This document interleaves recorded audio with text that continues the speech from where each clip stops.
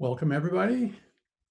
I'd first like to, as we do here at OCADU University, begin with a land acknowledgement.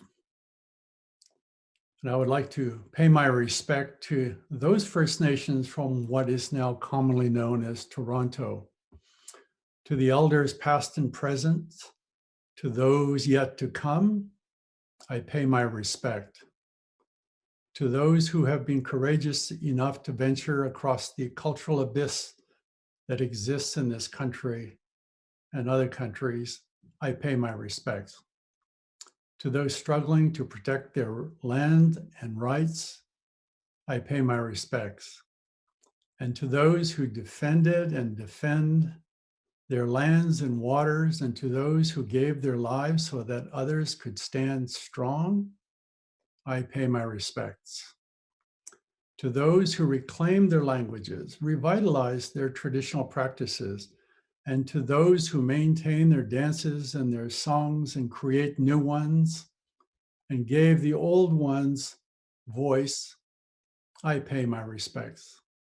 Finally, I pay my respect to those who use art and culture as the voice of our time. Thank you. Now, please let me introduce the University President of OCADU University, Ana Serrano, who will give the welcoming remarks. Ana. Thank you very much, Gerald, and welcome everyone. It's really an honor to welcome you all here today to launch the virtual series, Indigenizing the Art Museum with Gerald McMaster, which is a collaboration between two much-loved OCAD University initiatives, the Wapatah Center for Indigenous Visual Culture, led by the remarkable CRC Tier 1 Research Chair Gerald McMaster, and Onsite Gallery.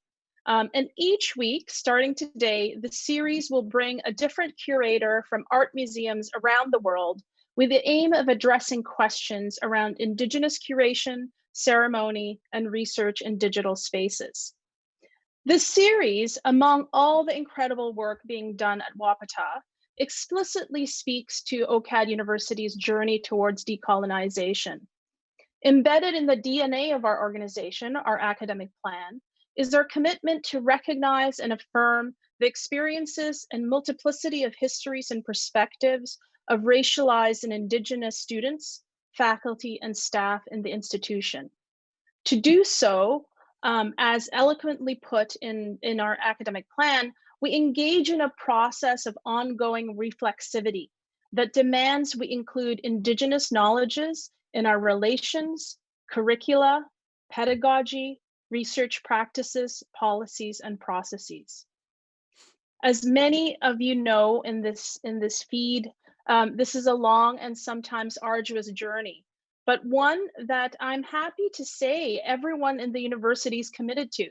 And indeed, the academic plan and the community that I met were the reasons why, and this commitment to decolonization were the reasons why I was so attracted to take on this position. And of course, this is not something you do by yourself.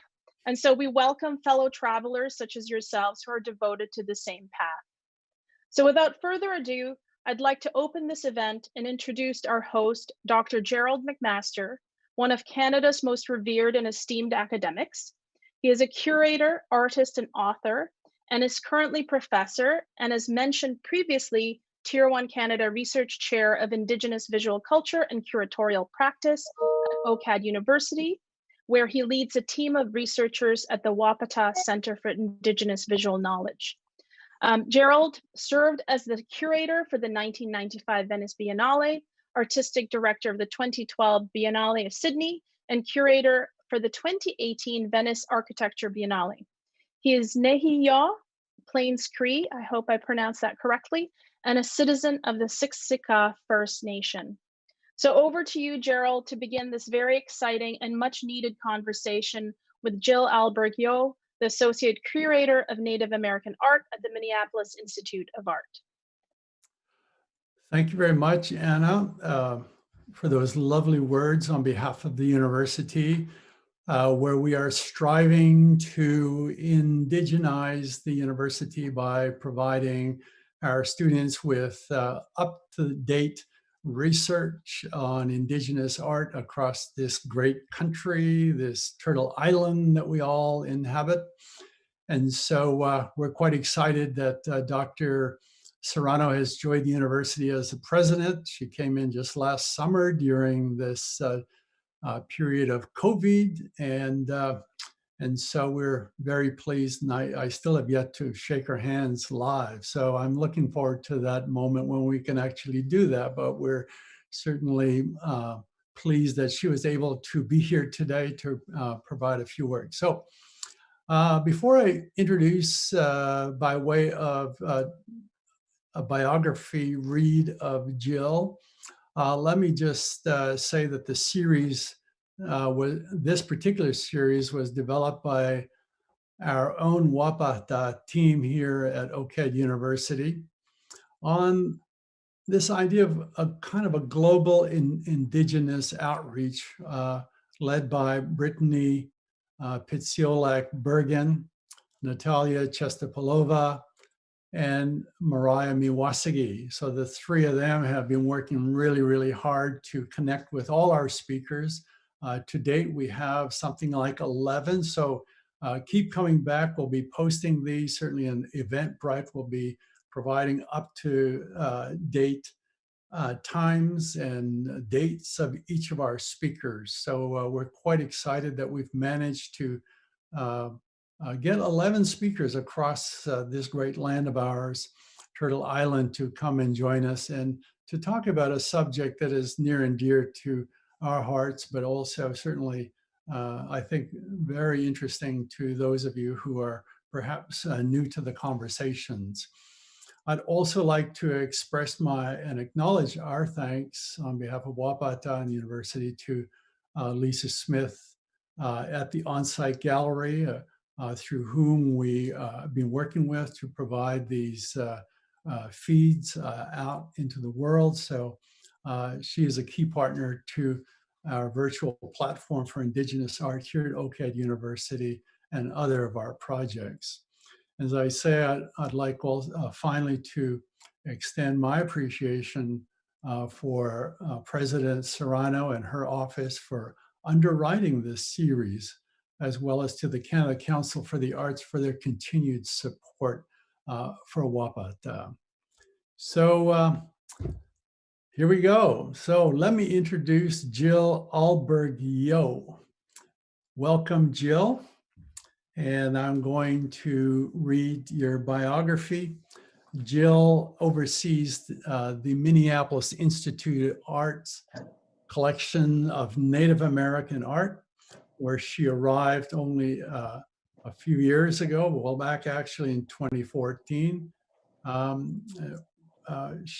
Prior to arriving at the Minneapolis Institute of Art, she worked at the St. Louis Museum of Art, where she was responsible for the installation of 3 major galleries. It was during this time she worked with Indigenous artists such as the Lakota artist Arthur Amiot and the Crow artist Wendy Red Star. So she worked with them to bring their works and their understandings of their respective communities to the installation. Jill received her Bachelor of Arts from the University of Maryland, and she studied anthropology for her Master of Arts degree from the University of New Mexico. For her PhD in 2008, she also from the University of New Mexico. It is here that she began to focus more specifically on Indigenous communities and Indigenous art. And more specifically, she began to study Navajo textiles and spending time on the Navajo reservations where she lived for 4.5 years, working with many of the artists. She also learned the Navajo language. So we're quite excited about that she's able to do that. But amongst her initiatives and her arrival at the Minneapolis Institute of Arts, and which I'd like to spend a bit of time talking about, is really an important exhibition, a first of its kind, really, of a national, international exhibition of Indigenous women artists. So we want to talk a bit about that. So, Jill, welcome. Yat eh? Yate, yate. Thank you Um, so much. It's such an honor to be here and to spend time with everybody. I'm coming from Dakota territory, and I'd like to recognize and acknowledge and pay my respects to the Dakota people. Thank you. well, we're quite excited to have you as our inaugural speaker, and there's going to be a number behind you. So we're quite excited to just jump in and start talking about the subject about indigenizing the art museum. And we put art in parentheses because most people think that indigenous artists still belong in the museum.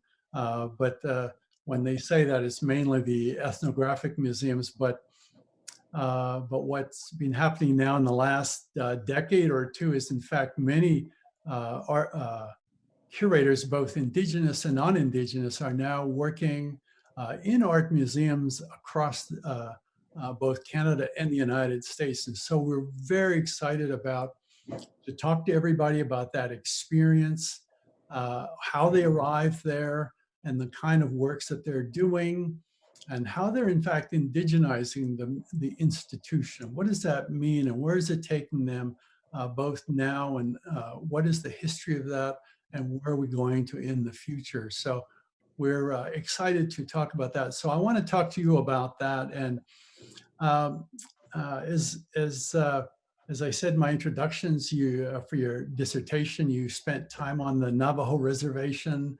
where you studying the textiles. So my first question is, how did that experience of working on the res prepare and translate their world, the Navajo world, into the art world?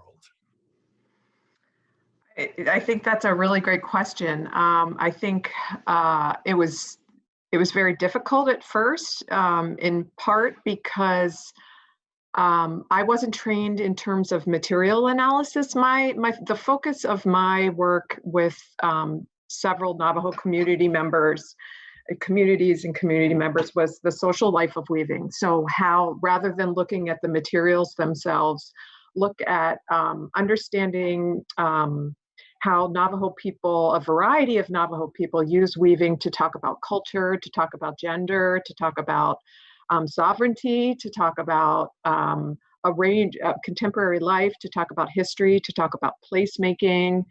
So I arrived at an art museum from an experience of living in, I lived for a period of time in Pennsylvania, and I worked, my first experiences was at the Cumberland County Historical Society, which was also, that actually houses most of the archive for the Carlisle Indian School. And so that was my only experience working in a museum.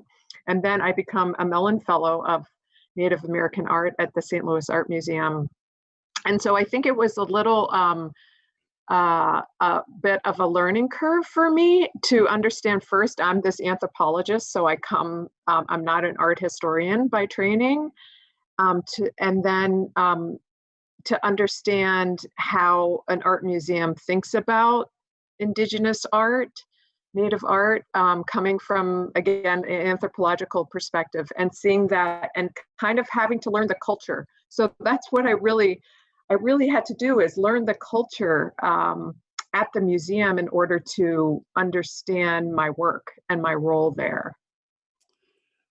Well, I can see that there's slight differences, obviously, in the way that we study, you know, the kind of academic study that we do, certainly for what curators and art historians do, is quite different than what ethnologists such as you do, where you spend a lot of time, you spend a lot of time in communities working with people, rather than just sitting in an office and studying people from there. But you actually, the ethnology and working in communities, it's really an important practice, because you get to know the people, you get to speak with them, you get to learn from them. And really in this instance, I think talking about language, for example, learning how to speak with them and really understanding about that. So I was interested about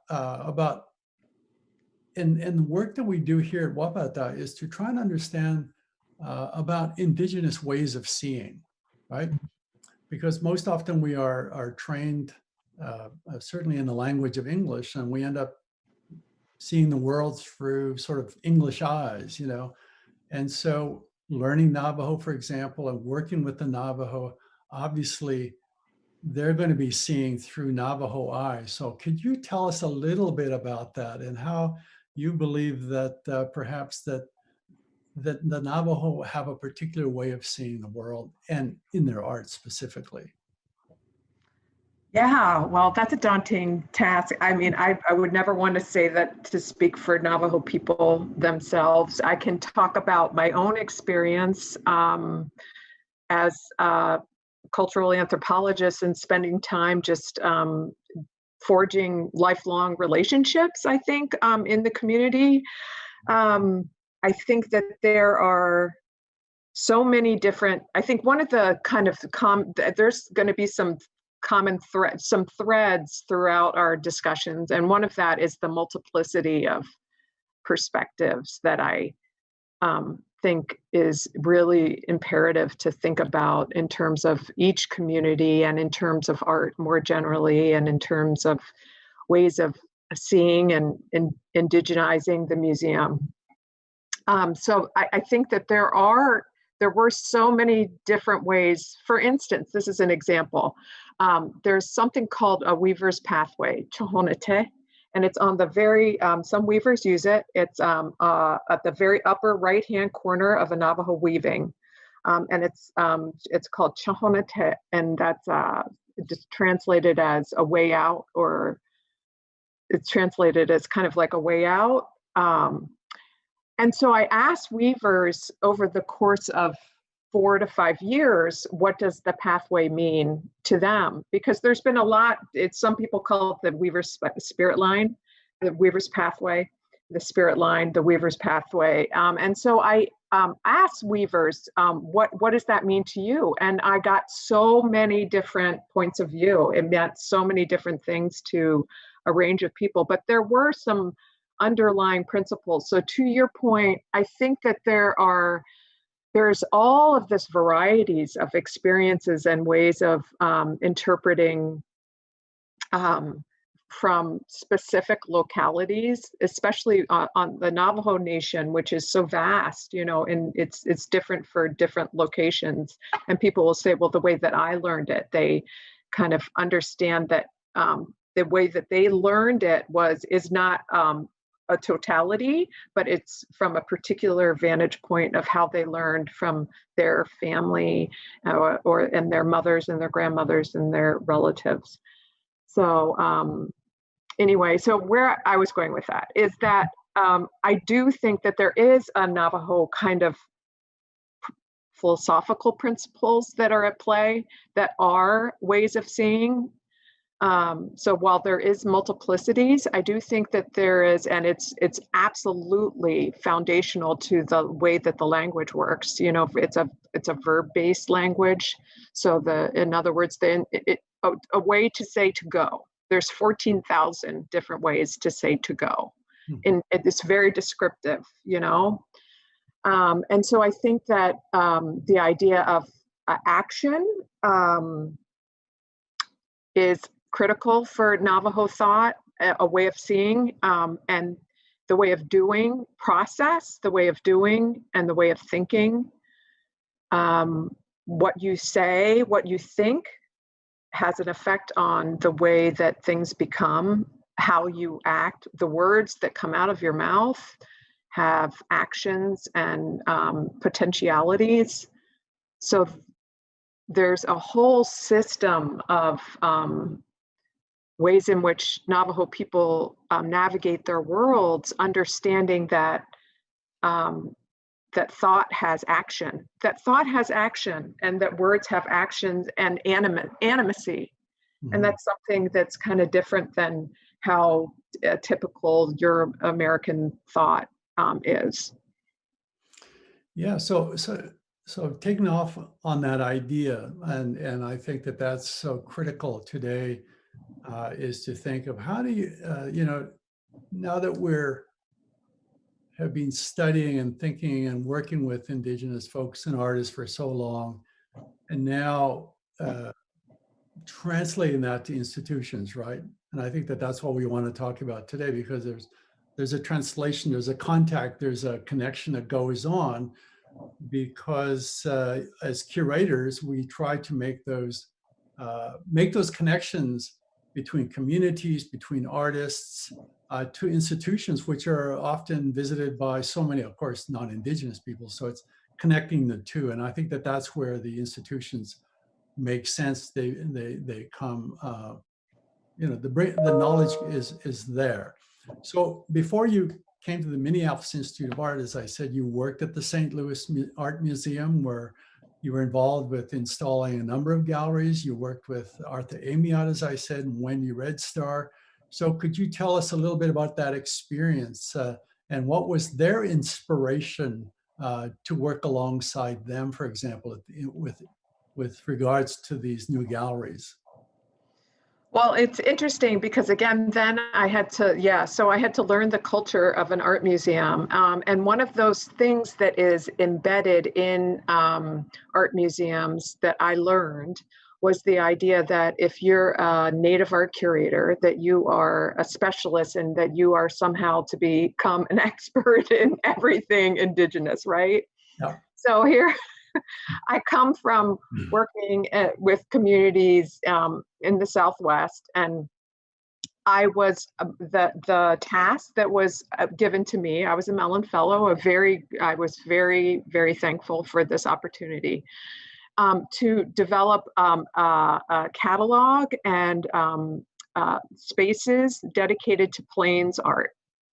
Okay, so Plains art. So first of all, I knew very little, honestly, about Plains art at the time, but it was this assumption from the art world that if you are a native art curator, you should be an expert, and that really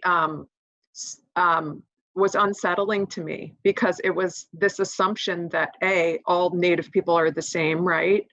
Or that each community doesn't have their own aesthetic system and each region has their own way of doing things. So that was unsettling to me. So the task was to create an installation, a permanent installation of Plains art that was a recent gift a generous gift by the Danforth family. Donald Danforth Jr. Gifted his entire collection to the museum. And so I knew what I didn't know. Like, I mean, this is the thing. I know what I know. I know what I don't know very well. And I think it's really important for curators to recognize what they don't know and to understand that we can't be experts in everything. But I knew where the experts were, right? I knew who I could draw upon from working, in academia, and then learning about Indigenous people, Indigenous artists, and understanding that in order to create a space, a new curatorial space, and to create a catalog, it was necessary for me to draw upon the expertise of many. So it was there that, and this is the other kind of thread, is the idea of drawing upon these vast networks of incredibly intelligent, incredibly thoughtful, incredibly knowledgeable people, Indigenous and non-Indigenous people who have worked with Indigenous communities for a long period of time, to create something. So the catalog had 13 contributors that I drew upon from that.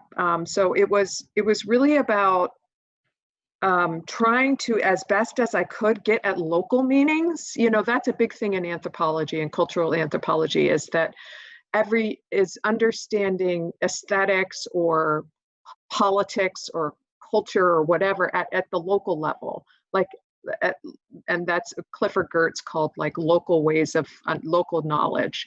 And so I try to, in all of my work, I try to get at that local knowledge to create many perspectives and to show non-native people the variety and the multiplicity of beautiful things that are being made by artists across, Turtle Island. Yeah.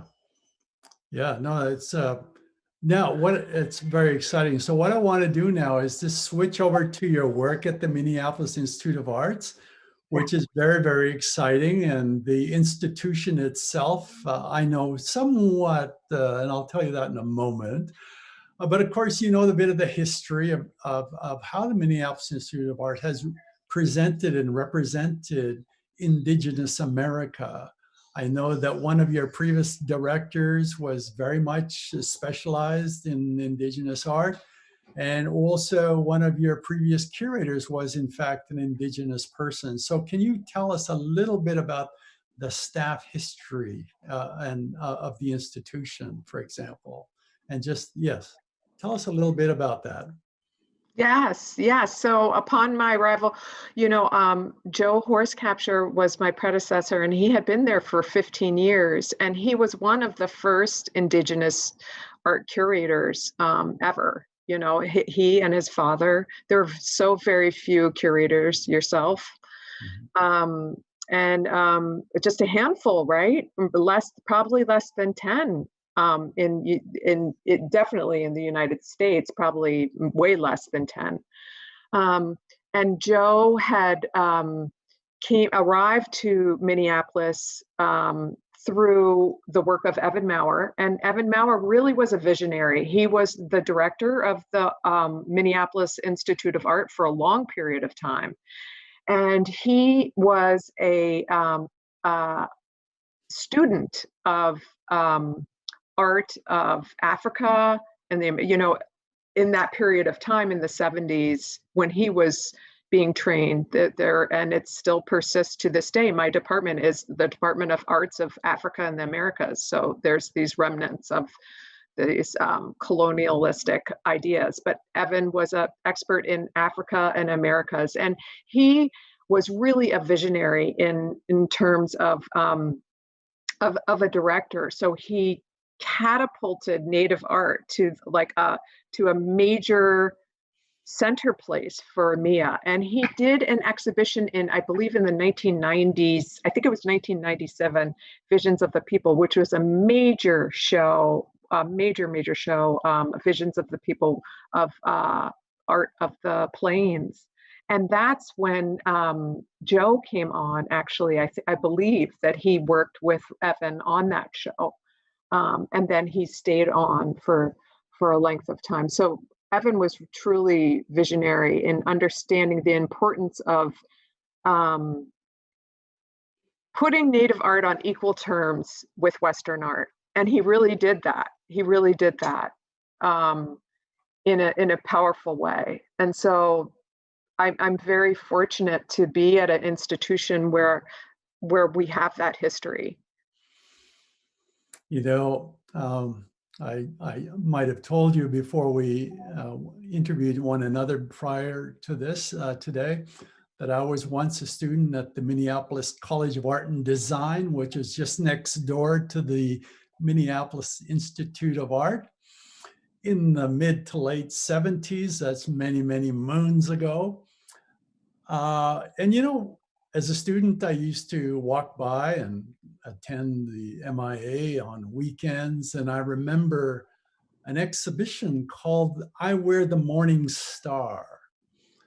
I don't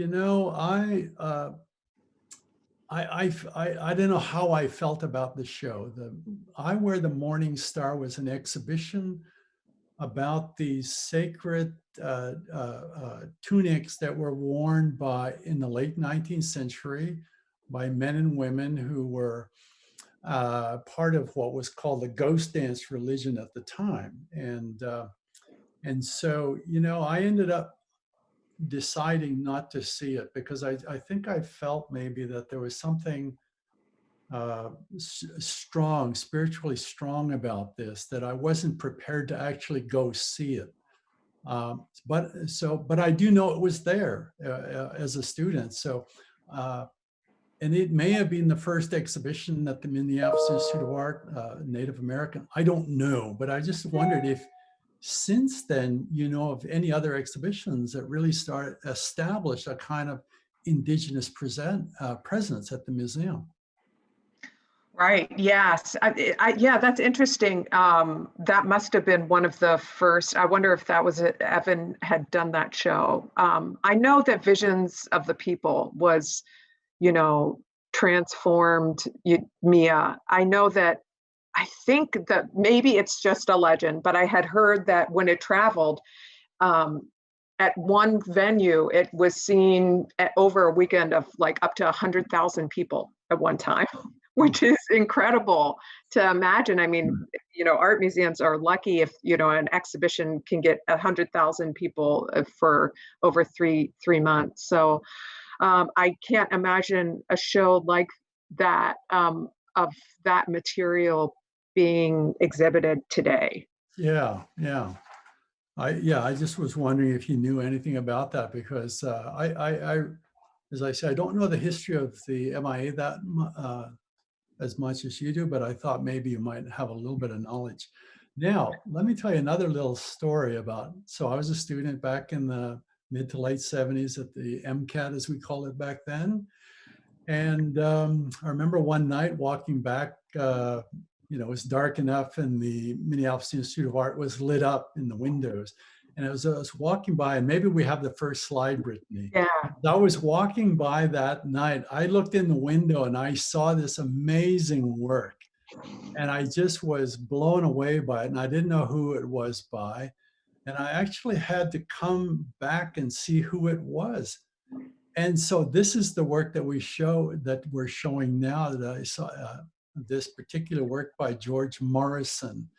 And where I was living, just behind the school, George Morrison, I believe, was also living behind the school. So he was kind of my neighbor. I never did meet him, but I knew of him. So I thought maybe you could tell me a little bit about this particular piece, because I think it may be one of the early pieces that the museum collected. Yeah, 1975 it looks like 1975 is when we collected it. Yeah, it's one of our most beloved works of art at MIA, across all departments. It's massive in scale, as you can see. It was created by driftwood that George Morrison is an Anishinaabe artist, was an Anishinaabe artist from Grand Portage, which is very north part of what is now Minnesota, in right near Lake Superior. And he was trained at MCAD. And then he taught, I think, for a period of time at MCAD. So he is also a student of MCAD. As you know, MCAD has all of these great Native artists. So it's amazing to hear that. It was great to hear that you went to MCAD. That was incredible to me. And so this was when he had a residency, or he taught a period of time at RISD, in the Rhode Island School of Design. Yeah, the Rhode Island School of Design. And he collected driftwood. And his wife at the time, Hazel Belvo, said that she remembers him asking young children to collect as much driftwood as they could. And he collected that all and assembled it.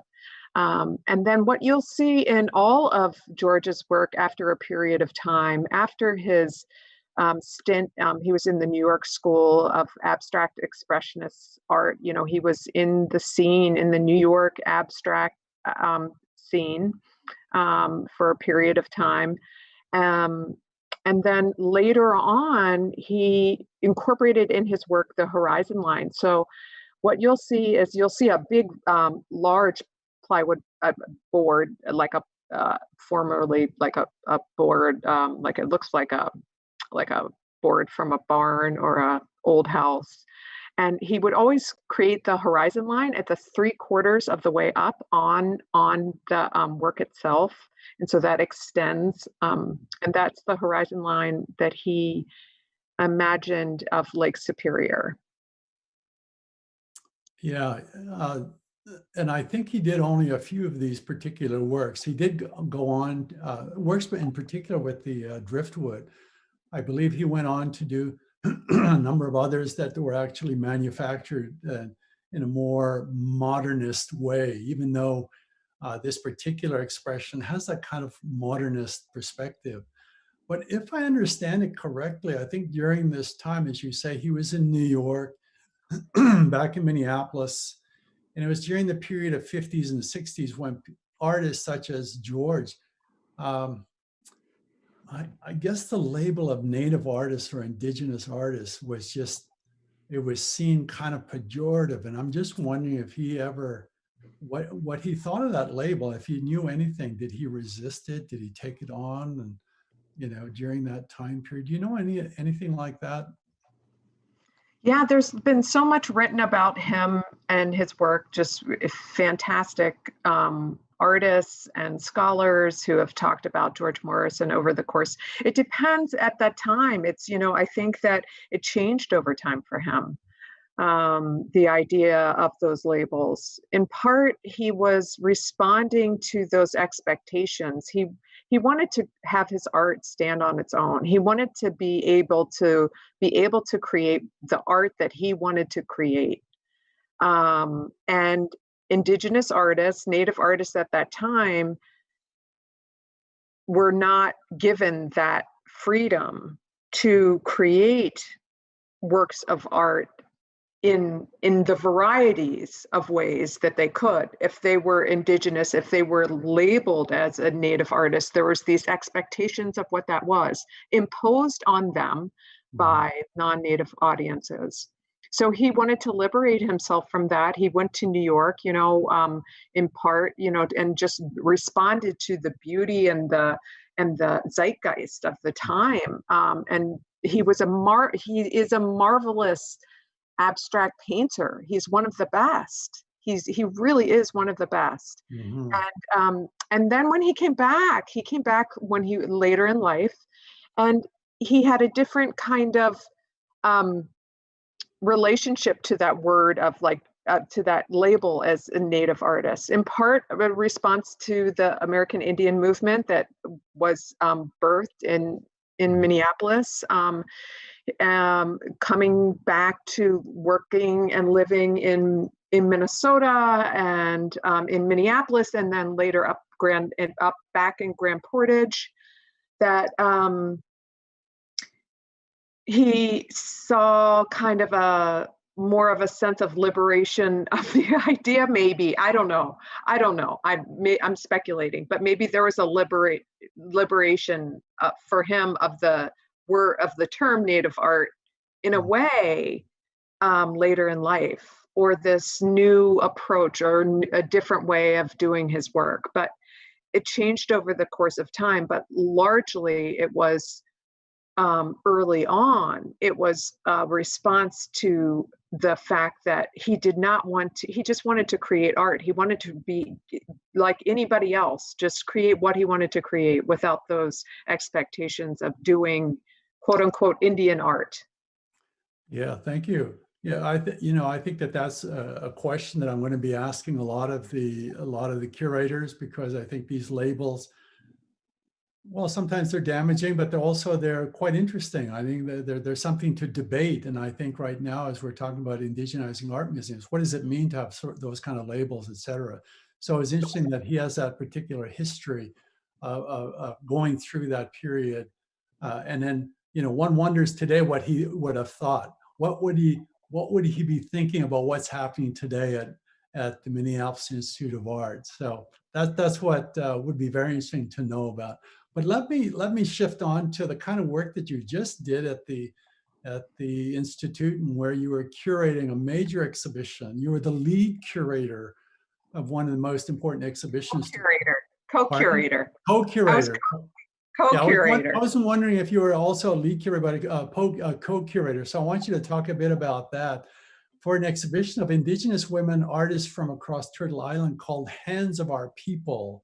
So let's talk about that then, about in terms of voice, because obviously if you're a co-curator, you're sharing that voice with someone else, but bringing this voice as a non-Indigenous curator, working with another Indigenous curator. So could you tell me who that was you were working with and what that relationship you had going into this and how it resulted in this amazing exhibition? Yeah, so it was Terry Greaves. So you can see me. I'm a lot younger, you know, from this like 7 years ago and before doing this major exhibition. I have the white shirt on, and then if you look to my right is Terry Greaves. She is the co-curator of the show. She's Kiowa. She's an artist. She's a renowned artist, beadwork artist. She, you know, creates marvelous work in a variety. She's most known for her beads, her beading, converse, and putting pictorial, figurative elements in it. But she's known, she does a variety of different things. So I met her actually at SLAM. So she was one of my collaborators, one of the collaborators for the St. Louis Art Museum Plains Art catalog and understanding of that collection. And so we hit it off. We have, you know, we're the same age. We have children of around the same age. We, you know, we listened to similar music. We had kind of a same rebellious streak in our early 20s. But we knew that in order to create this show, it was, I asked her, we had talked, and so we talked at actually her one day, and I said, I'm seeing all of this art in these collections, and it's all made by women, right? I'm a curator of Native art, and I'm going through all of these collections around the United States and Canada, and it's textiles and baskets and beadwork and all of this work, and it's all made by women. And I look through the literature and there's nothing there. And I look through exhibition histories and there's nothing there. And so Terry's like, yeah, duh, Jill, you know, I've known that, you know, Native people know that our art is made primarily by women. And so and I asked her, I said, well, would you help, would you be interested in creating an exhibition? And she said, yes. And then she said, she tells this story, she woke up in the middle of the night that night and she's like, what the hell did I get myself into? Like, honestly, what did I get myself into? But we knew in order to create this exhibition from its very onset that we never wanted to claim curatorial authority. You know, I've been told on several occasions about curatorial authority, and I will say, as I've said on many occasions, you know, I come from anthropology, and when I heard that curatorial authority, I'm like, what is that? What does curatorial authority mean? What does that mean? Really, what does it mean? And so it means many different things to many different people, and we can kind of talk about that. But what we knew with this show is that we did not have the authority, nor did we want the authority. We knew the experts that had the authority to speak about the exhibition. So we created an exhibition for Hearts of Our People, an exhibition advisory board of 20 Indigenous artists, scholars, curators, and non-Native scholars and curators who've been working with Indigenous communities for, 10, 20, 30 years to help us create this show. And we created the show and we can talk about like the way it works, but we also had a community engagement board, which here you see a whole bunch of people, but it's the MIA hosted through NEH. We had NEH funding to bring everybody from, as far as Alaska to Oklahoma to California to New York State, everybody to convene to help create the show, as well as a local community engagement board to serve as our ambassadors for the local community because of the history of MIA and understanding that MIA was not understood as a welcoming place to a lot of Indigenous people in the area for a variety of reasons. We can talk about that. And as well as the MIA Native Advisory Panel, I really wanted to, that was developed as soon as I arrived at MIA. So it took like a lot of people to create this major exhibition. And so you can see everybody here. And you may have we may want to kind of parse out some specific questions about that, but yeah. Sure.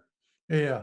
No, I mean, I think these days, the practice of looking for advice and through advisors has been quite critical. And I think for an exhibition of this size and the scope of it, I think is incredible. Now, listening to having the advice of these various artists from these communities, everybody has a different voice. You talked about the voice of authority. You know, perhaps we begin to think now a voice of perspective, because you have so many perspectives. So there's that voice that comes out as well. The other things that I'm interested in is a visual voice, you know, like a visuality. And if we go to the next slide, maybe you want to talk about the installation itself. And was there anything that came out of that of working with the advisors? We talked earlier about Navajo's ways of seeing. Did those ways of seeing start to show themselves in here? Because here's the point. You know, when you say curatorial authority, curators will take upon themselves, as well as designers, to design these exhibitions from their points of view. And I'm wondering if there were some Indigenous voices and points of view and ways of seeing that helped you in organizing and presenting and representing in this exhibition. Yeah, great question. Yeah, from the onset, the very fundamentals of this show was do nothing unless we talk to the board, including themes, creating the themes. We asked the board members to come to Minneapolis with the question of why do women create? That's it. And we created the themes for the show. It wasn't a chronological approach, right? And that's a part of kind of, you know, that idea of thematics, of Indigenous, of this idea of legacy, relationships, and power as being the major reasons of why Native women create. You know, that was really, really important, and can kind of speak to the idea of, instead of a chronological or geographic approach, of really taking from perspectives of Indigenous frames and Indigenous concepts. So from the very beginning, theme, checklist, the object checklist was created by our advisory board. By and large, you know, there were some loans and things that couldn't go through. It was like, it was a lot of moving parts, but by and large, the checklist was created by the board through many, many hundreds and hundreds and hundreds of emails back and forth and back and forth.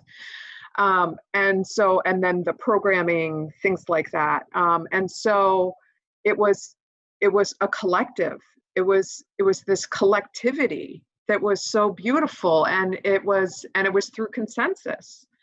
And Carla Hemlock, Ganawage artist and scholar and amazing person, said, you know, she said from the very beginning, she said that, you know, it's not about us.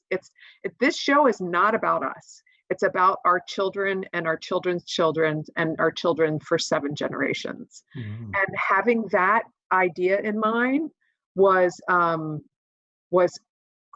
the course of the show. It really did. These women were so critical.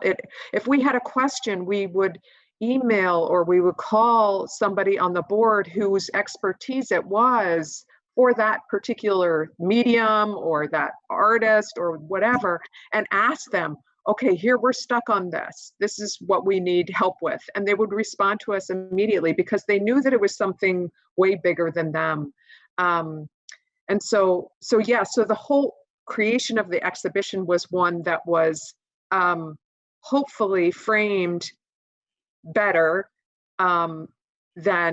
not better, I don't know why I used the word better, but was framed in part by well, better than previous exhibitions that would use a chronological approach, or would include Indigenous voices only after checklists had been developed and things like that. The other thing that, in terms of installation, you can see this beautiful installation, it was to include historic and contemporary and ancient work all together.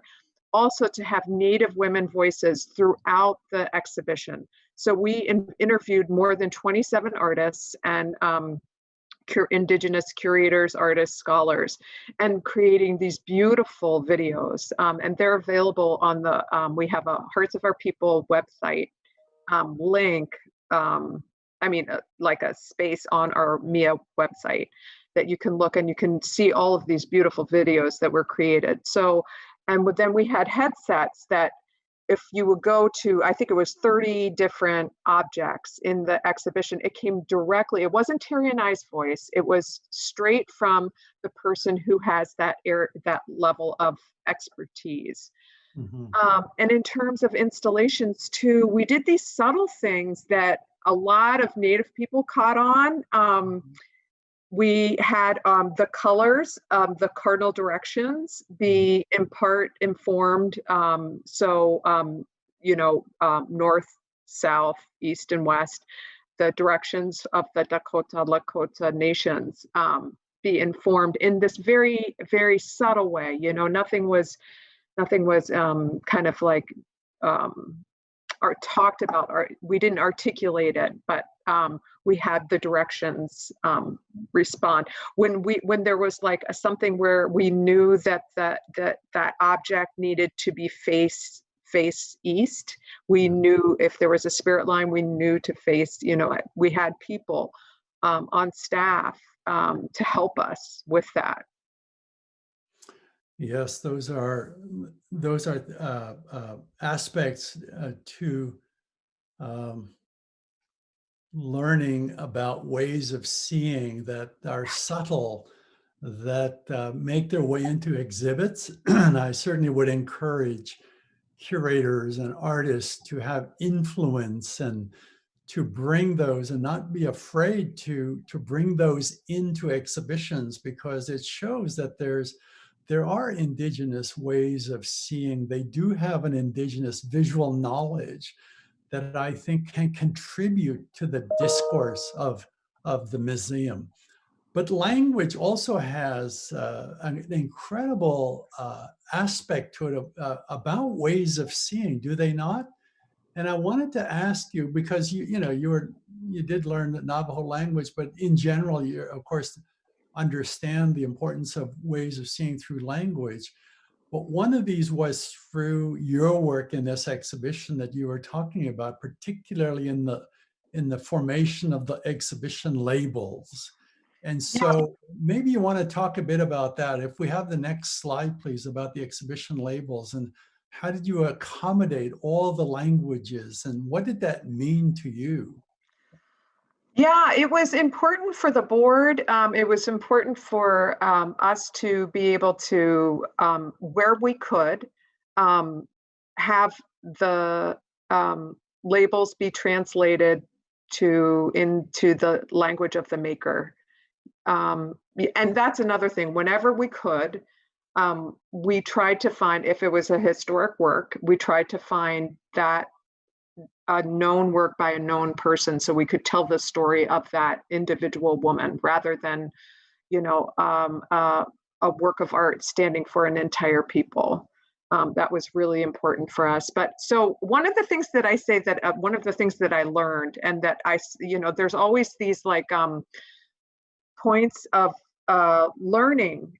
Here you see the label for the Growing Thunder's beautiful dress that they did. It was 3 generations.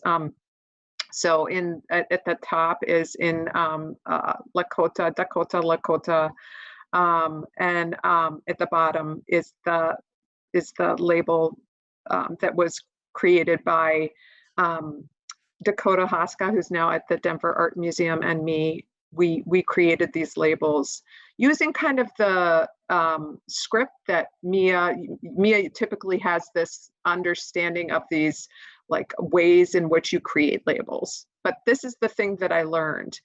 we found, I think it was translated into at least 40 different languages, which was a feat in its own. And it was an incredible opportunity, from linguists to grandmas who we found were, who were completely fluent in the language. What we learned was this, and this is a takeaway that I will take away for my work, and that I share with others from my experience with Hoop, is that nearly in all cases, for those people who, and there were some communities who said, we don't want our language translated, which was interesting to say, no, that's not going to be available to people outside of our community, which was really telling too.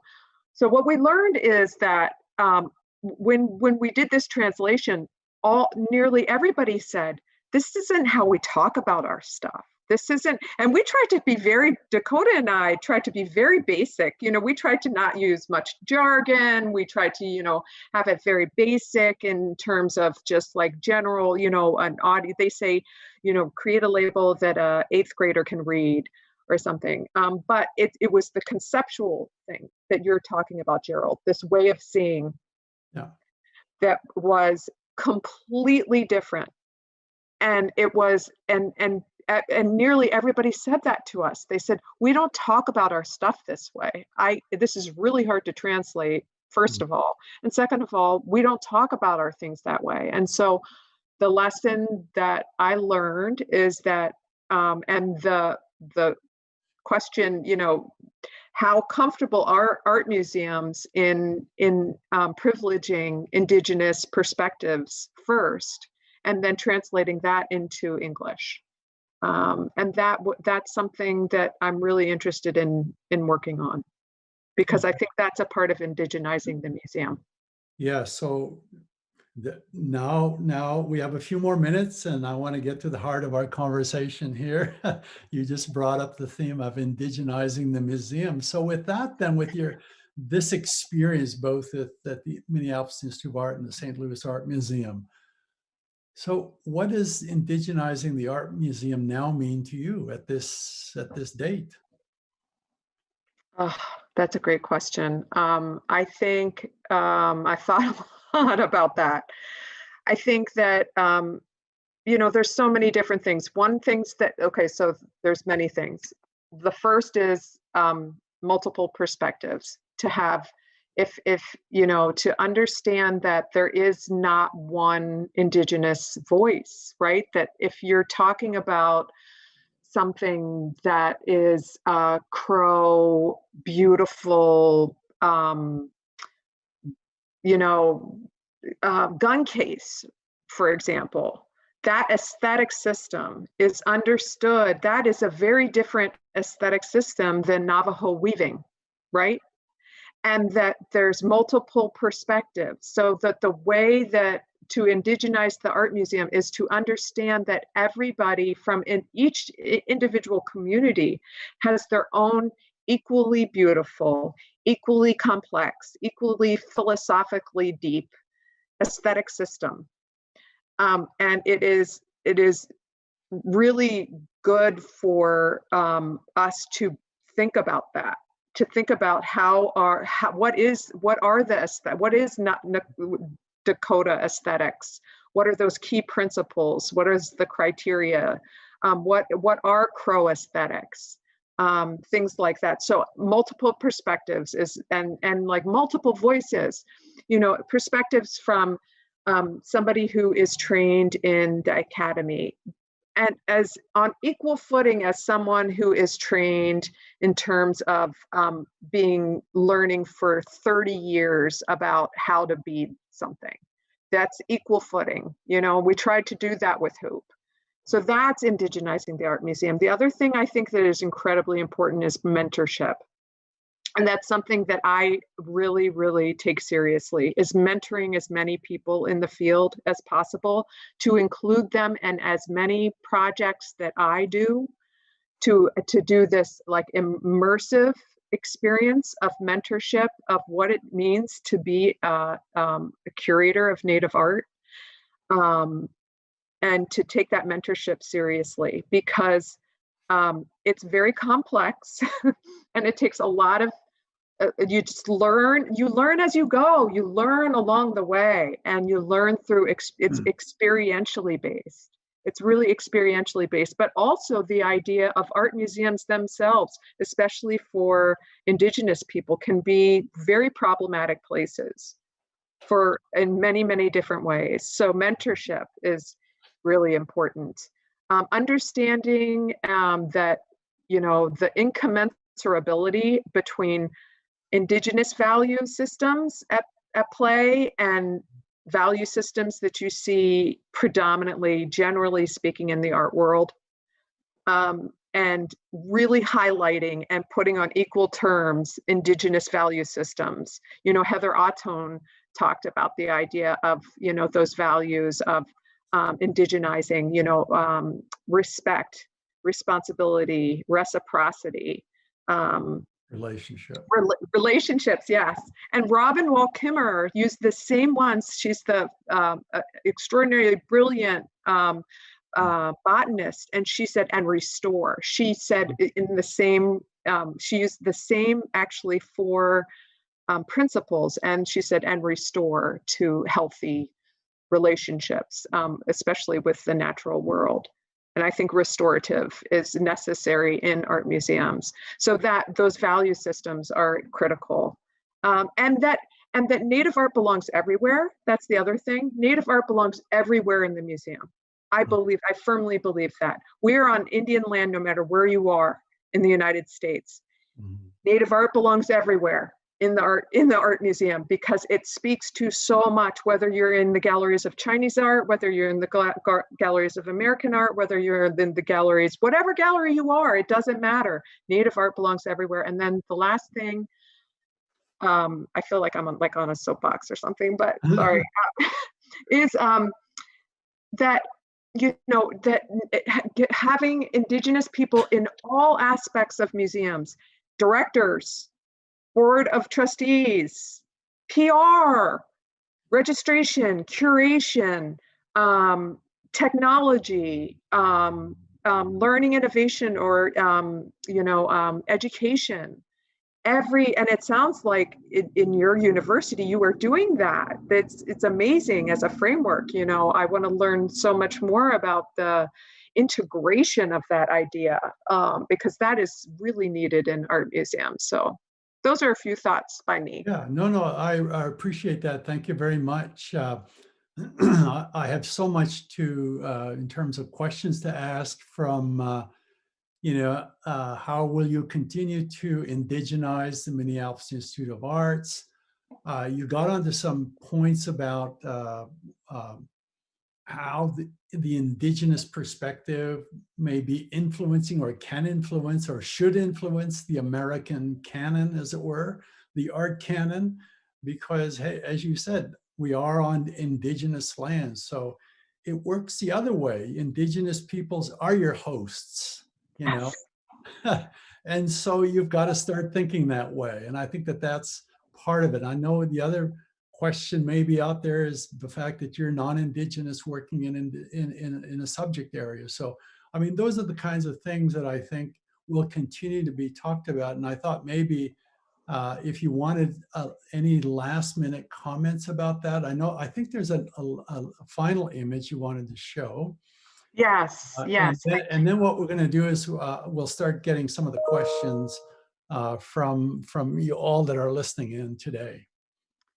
Yeah, I can address some of those issues. I see myself, I'll say that as a non-Indigenous person, I see myself in the role of facilitator. That's where I'm a really, really good facilitator, And I think that what I can do is that's what I try to do, is bring as many perspectives, Indigenous perspectives, into the work that I do, and to share my knowledge of what I've learned with Indigenous people who want to become curators.